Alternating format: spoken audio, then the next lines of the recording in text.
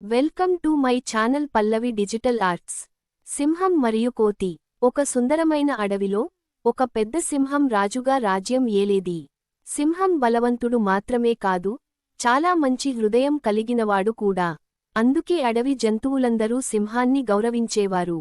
ఒకరోజు అడవిలోకి ఒక చిన్న కోతి వచ్చింది. అది ఇంకా చిన్నదే, కానీ చాలా చురుకుగా ఉండేది. కోతి చెట్లమీదకు ఎగిరి ఆటలు ఆడేది, ఇతర జంతువులను ఆటపట్టించేది. కోతి ప్రతిరోజూ సింహాన్ని ఆటపట్టించడం మొదలుపెట్టింది. అది ఎప్పుడూ చెట్లపై నుంచి సింహం నడుస్తున్నప్పుడు ఆకులు వేస్తూ, అయ్యో, సింహం కూడా భయపడేనా అంటూ నవ్వేది. సింహం మాత్రం కోపం లేకుండా నవ్వుతూ, నీకు ఇంకా చిన్నతనం ఉంది. నువ్వు అల్లరి చేస్తూ ఉంటావు, కానీ జీవితం గురించి అర్థం చేసుకోవాల్సిన సమయం వస్తుంది అని చెప్పేది. ఒకరోజు అడవిలోకి ఓ దుర్మార్గపు పులి వచ్చింది. అది చిన్న జంతువులను భయపెట్టి తినే ప్రయత్నం చేసింది. కోతి కూడా ఆ పులిని ఆటపట్టించడానికి ప్రయత్నించింది. కాని ఈసారి ప్రయోజనం లేకుండా పోయింది. పులి కోపంగా, ఇప్పుడే నిన్ను పట్టుకుని తింటాను అని దూసుకొచ్చింది. కోతి భయపడిపోయింది. అది ఎక్కడికీ పారిపోలేకపోయింది.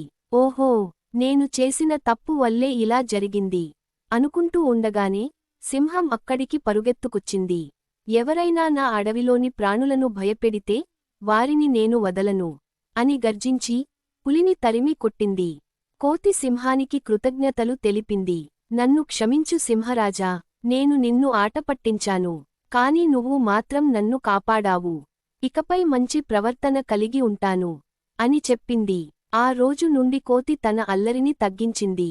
ఇతరులను ఆటపట్టించడం కంటే వారితో స్నేహంగా ఉండటమే గొప్పదని అర్థం చేసుకుంది. సింహం కూడా నవ్వుతూ, బుద్ధి రావడం మంచిది, స్నేహమే నిజమైన బలం అని చెప్పింది.